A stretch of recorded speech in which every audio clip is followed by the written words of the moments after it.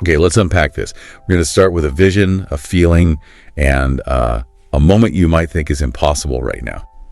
Imagine this. It is a random Sunday night. Maybe you're doing dishes, maybe you're just scrolling through your phone, and you decide to open your banking app. And nothing in your body tightens. Your shoulders stay down, your chest doesn't squeeze with that familiar dread-filled question, what terrible surprise is waiting for me in here? And you see that the rent is already set to autopay. Your credit card payment for the month is scheduled and it's accounted for. There's an actual separate emergency fund sitting there. Maybe it's just, $1,200, but it exists and it's stable. Right. And here's the key. You're not what society calls rich. No. You didn't win the lottery. You still have a job, you still pay bills, but instead of constantly fighting chaos and guessing where your money went, you have a system. You have breathing room. That's the word. Breathing room. And what's fascinating here is that this massive internal shift, this feeling of control, didn't take 5 years of extreme sacrifice. It wasn't some overnight miracle achieved by, quitting your job and moving into a van. It was 12 months. Just 12 months of small, boring, consistent, very un-Instagrammable moves that just stacked up. Absolutely. 12 months ago, you might have been physically scared to look at your accounts.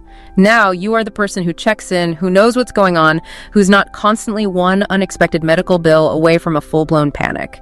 That shift in identity is everything. If that state of calm sounds very far from where you are right now, if you feel like you are chasing your money instead of directing it, this deep dive is for you.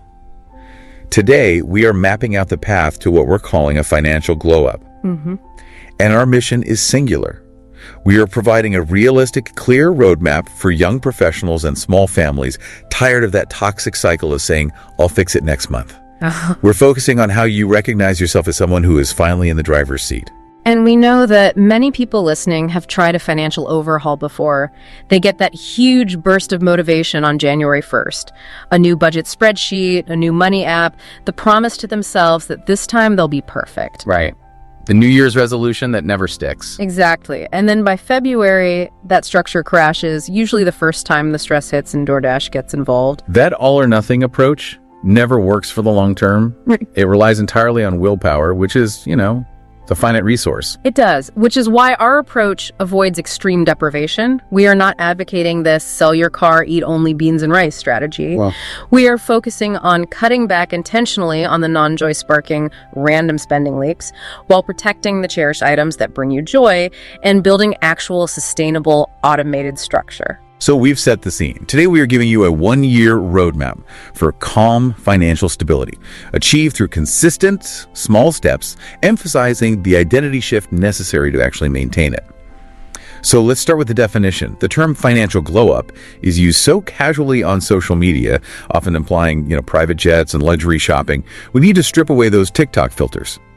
When we talk about this, what is the measurable real-world definition of a financial glow-up? It has absolutely nothing to do with glamour. A true financial glow-up is when, 12 months from now, you feel measurably safer and fundamentally calmer with your money. Safer and calmer. Safety and calmness are the KPIs, the key performance indicators. I love focusing on that internal state. So walk us through the tangible results that accompany that feeling of safety. Okay, so the tangible results are things you can actually point to on a statement. Your credit card balances are lower. Maybe you've paid off one card completely and closed it. That's a huge win. It's a huge win. You have moved beyond the occasional $50 in savings and actually built a real dedicated emergency buffer, even if it's only $1,000.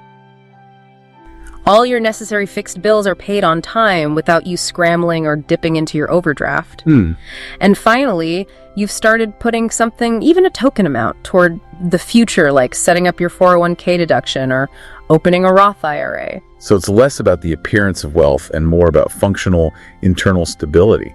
It's replacing the constant low-level panic with structure. Precisely. If we could connect this to the bigger picture, the key win is that your nervous system is not constantly on fire. You might still be living in the same apartment, driving the same car, working the same job, but you've stopped waking up at 3 a.m. because you're doing the mental math on whether a check is going to bounce. Oh, that 3 a.m. math is the worst. It's the worst.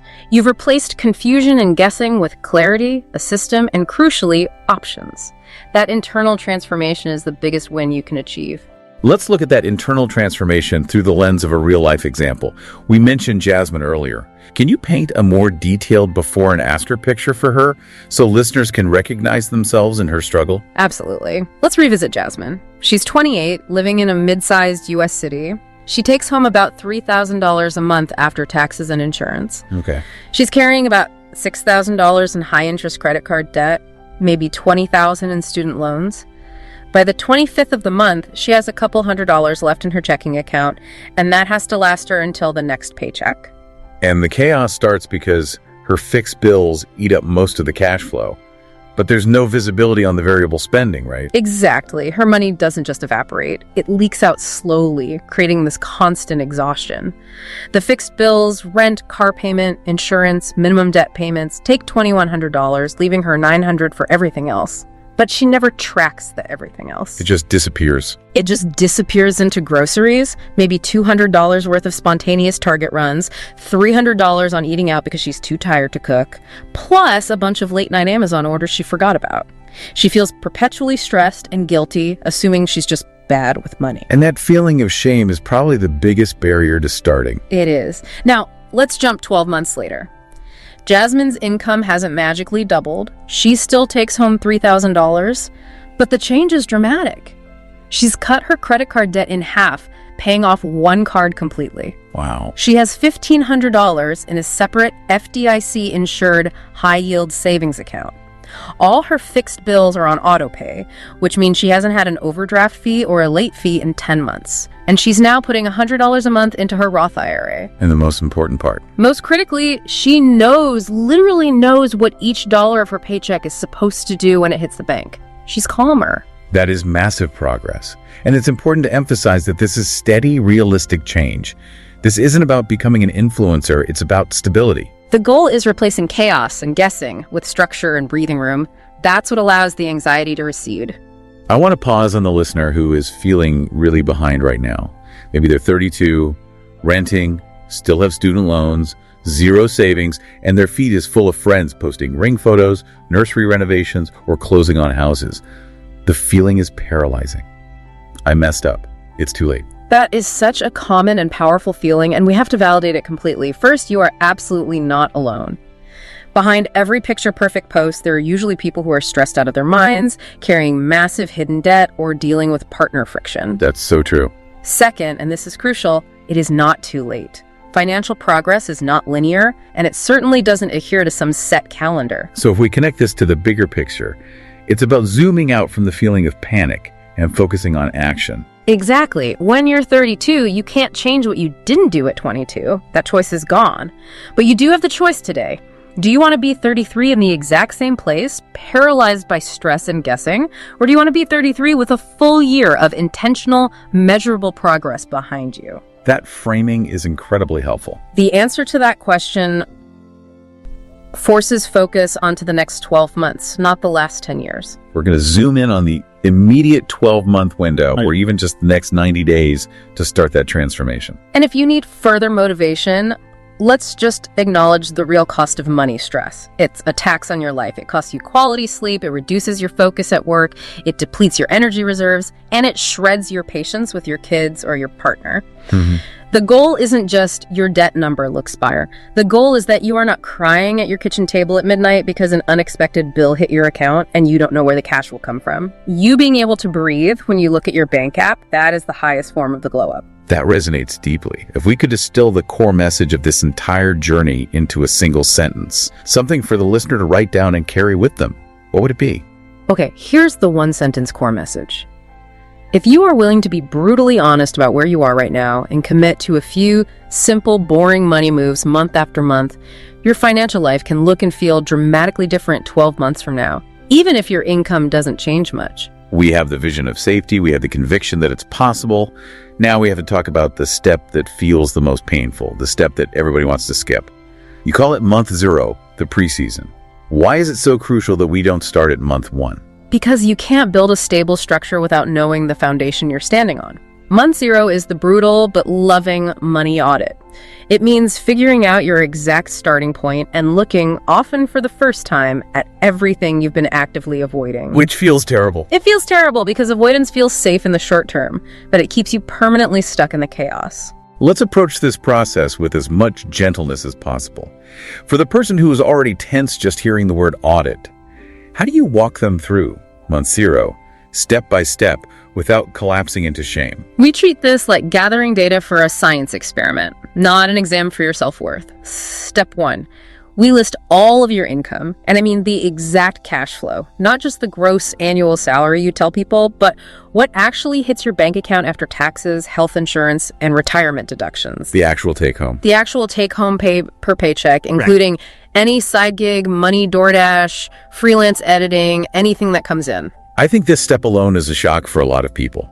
They overestimate their take-home because they think about the gross salary number, not the net cash that actually flows into the checking account. It is the single biggest point of confusion. We pull up a recent pay stub or the bank deposits and get real.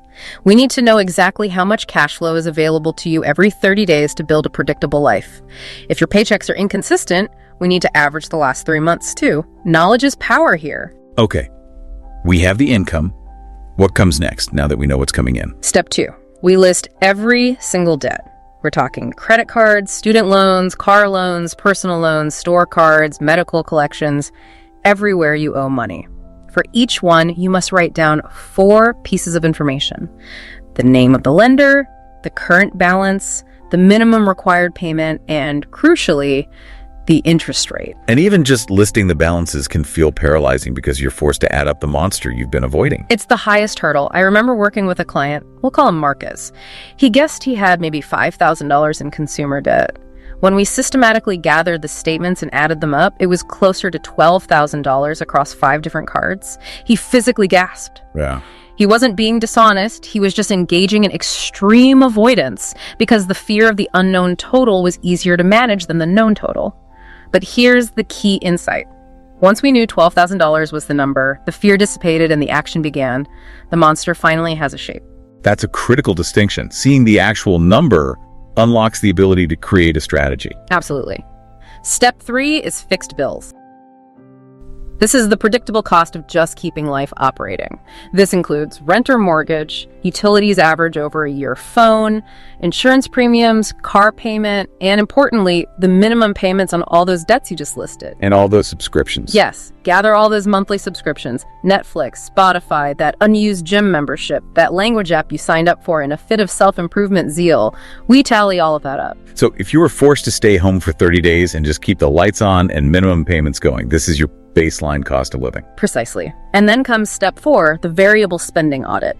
This is often the spiciest part because it exposes where you are spending impulsively, emotionally, or out of simple exhaustion. We pull up the last 1 to 3 months of bank and credit card statements and start grouping transactions. Groceries, restaurants delivery, coffee, Uber Lyft, Target, Amazon, fun activities. This is where the money vanishes. Yeah. Because $12 here and $28 there feels insignificant until you realize you made 32 coffee purchases last month. It is the slow bleed that kills the budget. Yeah. I had a couple who insisted they spent maybe $200 a month on food outside the home. When we grouped all their charges, work lunches, drive-through coffees, late-night DoorDash, weekend drinks, the actual number was over $950. Oh. They weren't bad with money, they were simply exhausted, coping with stress through convenient purchases. Because they never looked at the total category, they felt like they were perpetually fighting an invisible enemy. Okay, we've gathered all the data. Income, debts, fixed bills, and variable spending are all exposed. How do we synthesize this into the glow-up snapshot, the before photo?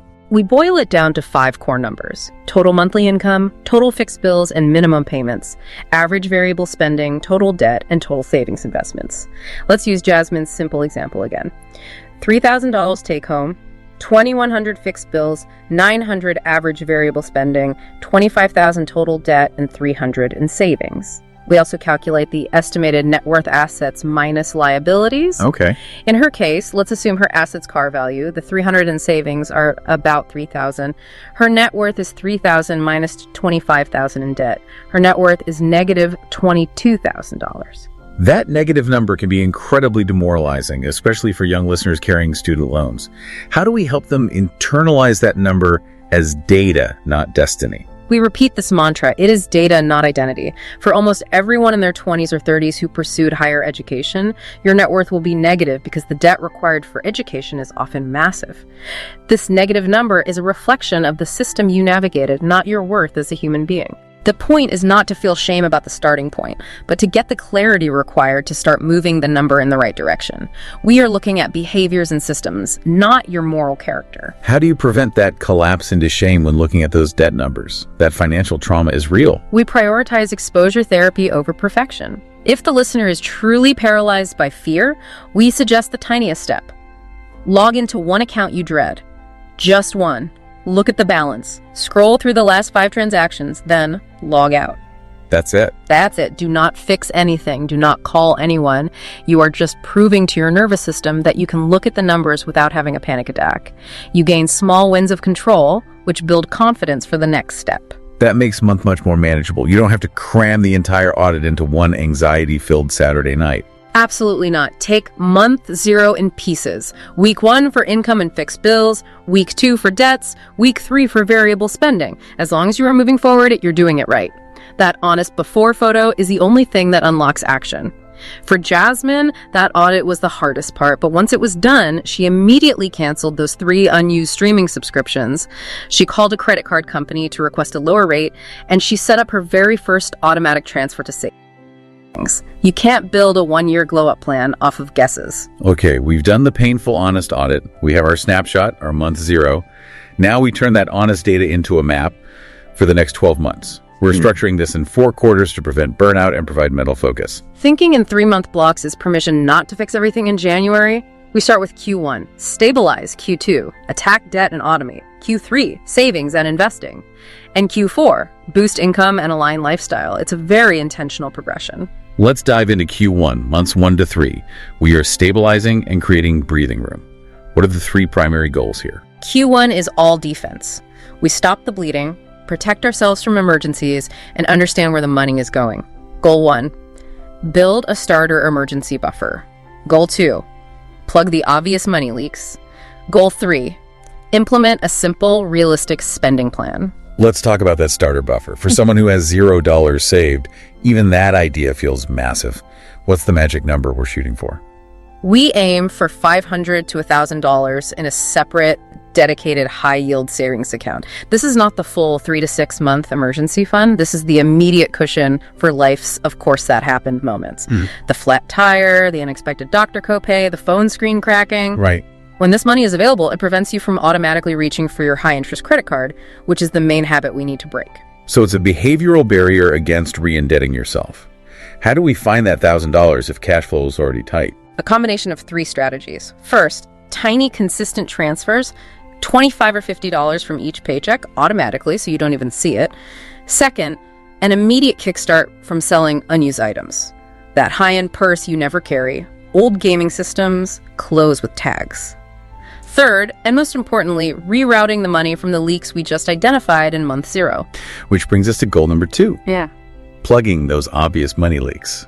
What are the most common things people find? The triple threats are unused subscriptions, expensive takeout, and random unplanned shopping trips. We use the month 0 data to immediately cancel gym memberships you haven't used since October and any streaming service you only watch once a month. For takeout, you don't need to go cold turkey, which is unsustainable. If you were spending $500 a month on delivery and fast food, set a hard intentional cap for Q1 at $250. You reroute the $250 difference directly to the emergency fund. This step is about moving from unconscious spending to conscious spending. And the third goal in Q1 is setting up that simple spending plan. We don't want a massive Excel sheet that takes 4 hours a week. Exactly. Keep it simple. Take your fixed bills, $2,100 for Jasmine. Take the remaining cash flow, $900. Assign every dollar of that $900 into buckets. $400 for groceries, $250 for eating out, which is the new cap, $200 for gas, transportation, miscellaneous, $25 for savings, $25 for extra debt payment. And tracking it. Crucially, you need to choose the least annoying way to track this. For some, it's an app like WineAbby or EveryDollar. For others, it's simply using the budgeting tools built into their bank. For a few, it's still the physical cash envelope system. The method doesn't matter, the consistency does. You just need to know roughly if you're still within those assigned limits. Okay, that's Q1. We've stabilized the bleeding, and we have a small shield of cash. Let's move to Q2, months 4 to 6. We are moving from defense to offense, attacking debt and automating the necessary processes. Q2 is about generating massive momentum. Our two main goals are commit fully to one specific debt payoff strategy and automate everything that matters. Let's unpack the debt payoff strategies. We hear about the debt snowball and the debt avalanche. This is often where people get stuck trying to figure out the right one. It is a common point of friction, and the answer depends entirely on your personality. Debt snowball means you pay the minimums on everything, but you throw all your extra money at the debt with the smallest balance first until it's paid off. Then you take that minimum payment, add it to the extra money, and throw that entire amount at the next smallest debt. The power of the snowball is the quick emotional win seeing that first card hit zero. It provides the motivation necessary to keep going, even if the math isn't perfect. Precisely. It's a psychological tool. Debt avalanche, conversely, means you attack the debt with the highest interest rate first, regardless of the balance size. You pay minimums on everything else. Okay, here's where it gets really interesting, and I want to challenge the assumption. The math clearly favors the avalanche. It saves you thousands over time. Isn't recommending the snowball method technically fiscally irresponsible, even if it feels good emotionally? That's a critical distinction, and it highlights the conflict between finance and human behavior. Mathematically, the avalanche is always superior. If you have a $2,000 credit card at 24% interest and a $10,000 student loan at 6% interest, attacking the 24% card saves you dramatically more money. Right. For example, if you have $500 extra a month to apply by hitting that 24% card first, you could save $1,500 to $2,000 in interest over the course of 2 years, compared to hitting the smaller 10% interest card first. But the reality is, if someone is so overwhelmed that they quit the plan after 3 months because they haven't seen any cards zero out, the mathematically superior plan failed because of human psychology. Exactly. Perfection is the enemy of progress. If you need the hope and the rapid observable success to stay motivated, the snowball is the right strategy for you. If you're highly disciplined, organized, and focused purely on saving the most money possible, go avalanche. Either way, you choose one target and commit the cash you freed up in Q1 to knocking it down aggressively. Once that strategy is in place, the second goal of Q2 is automation. Building systems so the glow up isn't relying solely on daily willpower. We need your money to work for you. Set up auto pay for all fixed bills, rent, utilities, phone, and minimum debt payments. And critically, schedule those small, regular transfers to your debt target, and now that the starter fund is funded, increasing the transfer to your dedicated savings account. Many listeners who are used to living paycheck to paycheck have a huge fear of auto pay because they worry about overdrafts. How does the Q1 work help mitigate that? That fear is totally valid, especially if you've been bitten by overdraft fees before. That's why Q1 stability is the foundation. You know your fixed bills, you know your income. Now, you schedule those automatic payments for 1 or 2 days after your paycheck hits. Oh, that's smart. If your due dates are inconveniently timed, call the utility company, credit card company, or student loan servicer and ask to shift the due date to better align with your pay schedule. This creates predictable cash flow and moves you out of the reactive panic cycle. By the end of Q2, you are seeing real change. One smaller debt paid off, buffers started, leaks plugged, and bills drafting automatically. The level of chaos in your life is measurably lower. We are halfway through the year, the ship is stable, and we have momentum. We move into Q3 months 7 to 9. This is the official growth phase, building real savings and starting to invest for the future. Q3 is when things start feeling really different. We're targeting 3 goals: grow the emergency fund significantly, continue aggressive debt payoff, and crucially, start investing. We started the fund at $500 to $1,000. What's the target for the emergency fund now in Q3? We are aiming for 1 to 3 months of essential basic expenses. If your bare minimum fixed bills are $2,000 a month, that means we're aiming for $2,000 to $6,000. You might not hit the full $6,000 by month 9, but this is the quarter where you start taking that goal seriously. This is the true shield against major setbacks, a job loss, a major car repair. Okay, let's go back to the classic conflict. Now that I have $1,000 saved, should I put all my extra money towards debt or should I start investing? This is the financial sweet spot we always debate. Generally, if you have any debt over, say, 18 or 20% interest, mathematically, paying that off is the best guaranteed return you can get. It is urgent. Right. However, we recommend a blend. Maintain aggressive debt payments, but now that you have stability, allocate a small, non-negotiable chunk to investing. Why? Because you need time on your side to take advantage of compounding growth. Let's simplify investing for the listener who thinks it requires a stockbroker and a secret handshake. What is it? And what's the easiest way to start with that small chunk? Investing is simply putting money into assets that can grow over time, like diversified stocks or bonds, instead of letting cash sit idle and lose value to inflation. For the average listener, the two easiest and most impactful entries are the 401k through your employer or a Roth IRA that you open yourself. Okay, so 401k first. The 401k uses pre-tax money. You invest it, it grows, and you only pay taxes when you take it out in retirement. Here's the critical part.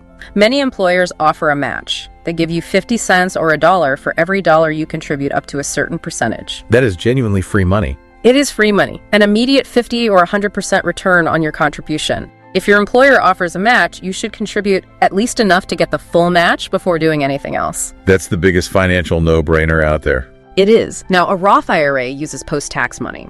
You've already paid the taxes, which means the growth over the next 30 years is entirely tax-free when you pull it out in retirement. For a young professional, that tax-free growth is an enormous advantage.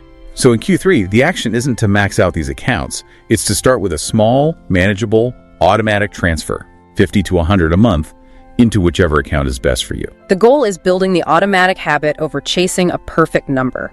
Once that system is set up, whether it's $100 or $300, that money is automatically working for you. Leveraging time and compounding interest, you are officially building wealth, not just managing debt. That is the moment the identity shift cements. Let's look at Q4. Months 10 to 12. This is the grand finale, the expansion of the glow up into a permanent lifestyle. Q4 is about maximizing your potential and aligning your money with your life goals. The goals are explore ways to boost income, align spending with core values, and conduct the 1 year later review. We've established that you can only cut so much. At a certain point, earning more is the major lever for acceleration. What are the realistic options for income boosting? We encourage a two-pronged approach. First, internal. Asking for a raise or preparing for a promotion. This involves documenting your accomplishments from the last year, specifically quantifying how you saved the company time or money. Second, external. Picking up a small, low-barrier side hustle. And we aren't talking about starting a second full-time job. No, not at all. We mean tutoring, doing rideshare for a few hours on a busy Saturday, or taking on freelance projects, utilizing skills you already have, coding, writing, graphic design. The goal isn't to burn out, but to bring in an extra, say, $200 to $500 a month that can be strategically deployed. Exactly. And that extra money gets strategically split. Maybe half goes to aggressive debt payment, a quarter goes to savings, and a quarter increases your retirement contribution. Now for the second, most fulfilling goal of Q4, aligning spending with values.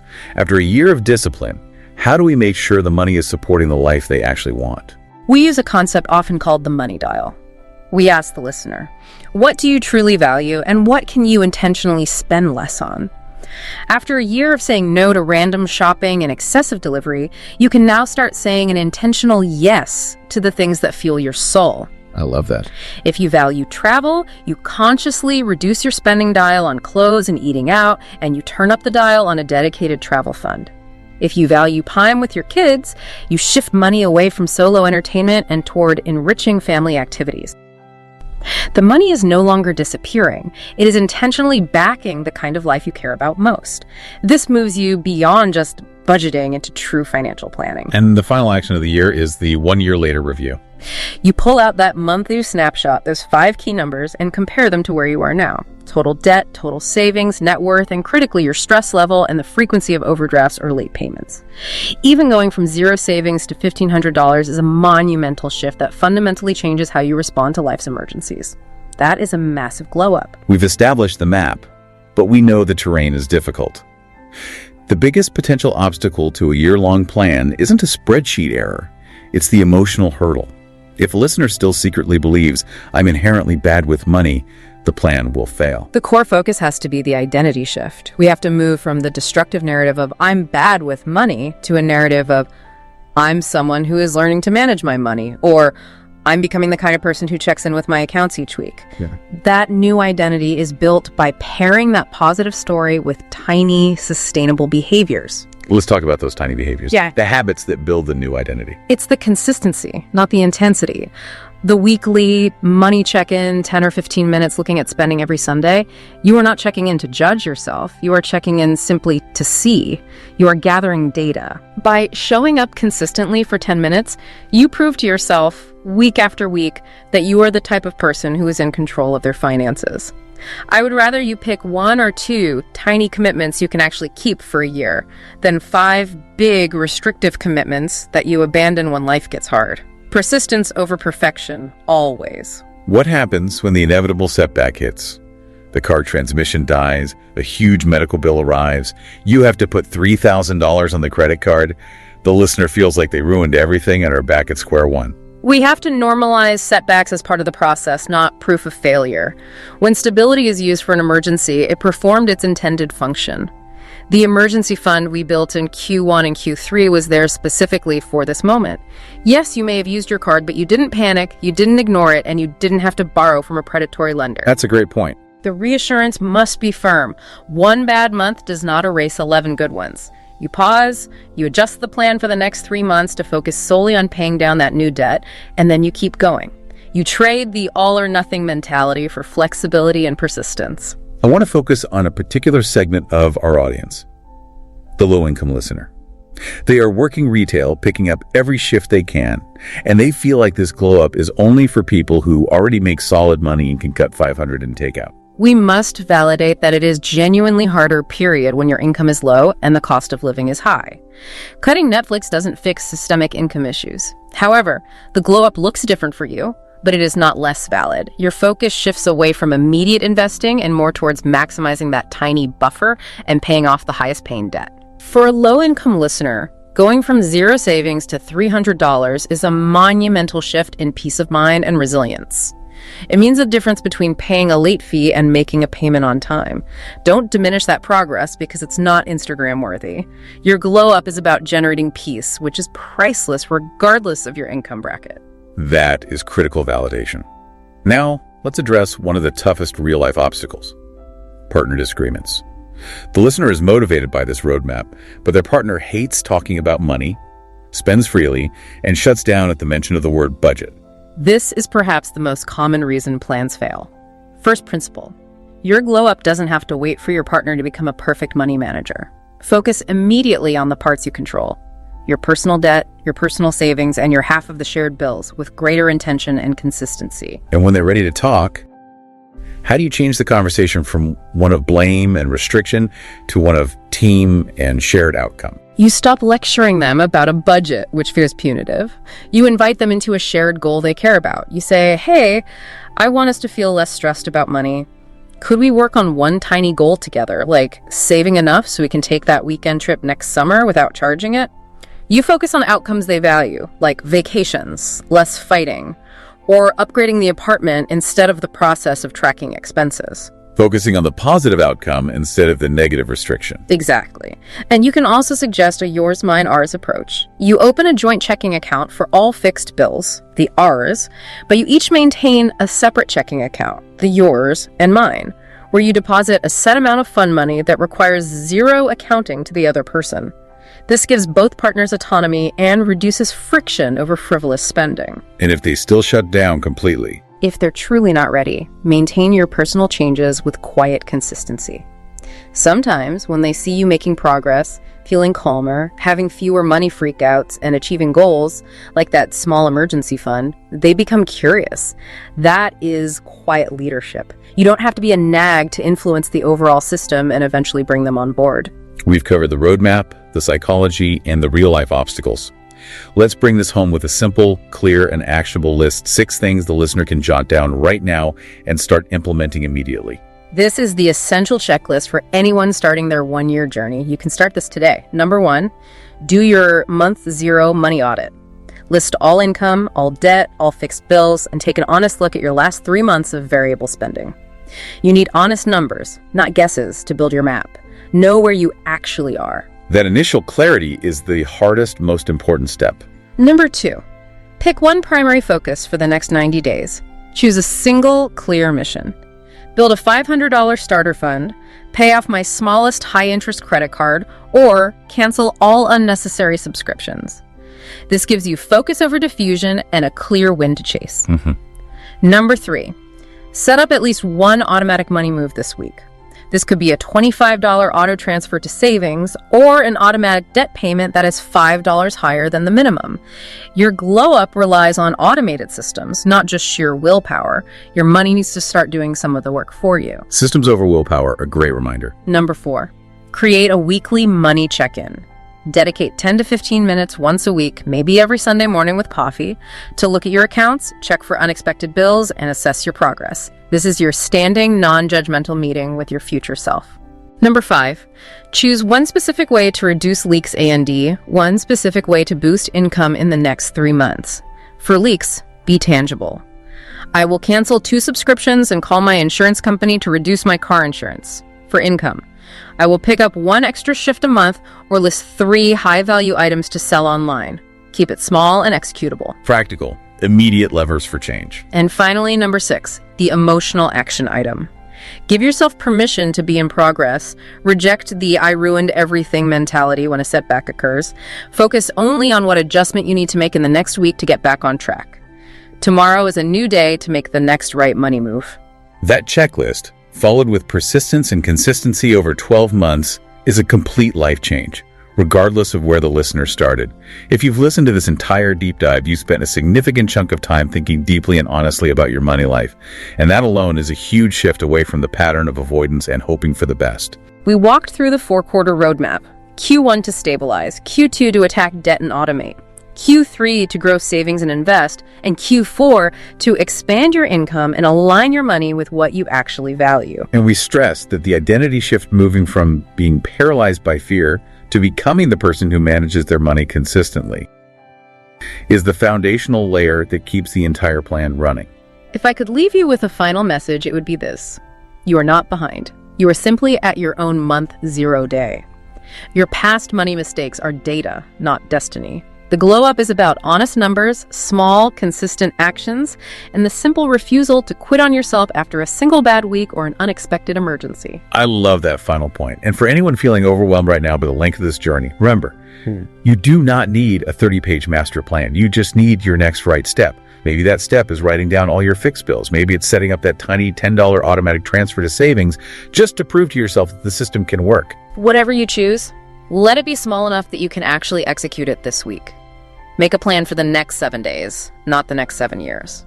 Here's the final provocative thought we want to leave you with. 12 months from now will arrive either way. You get to decide whether you arrive there with the same money story, the same anxiety, the same chaos, or whether you arrive with a life you barely recognize in the best possible way. Start your month 0 today.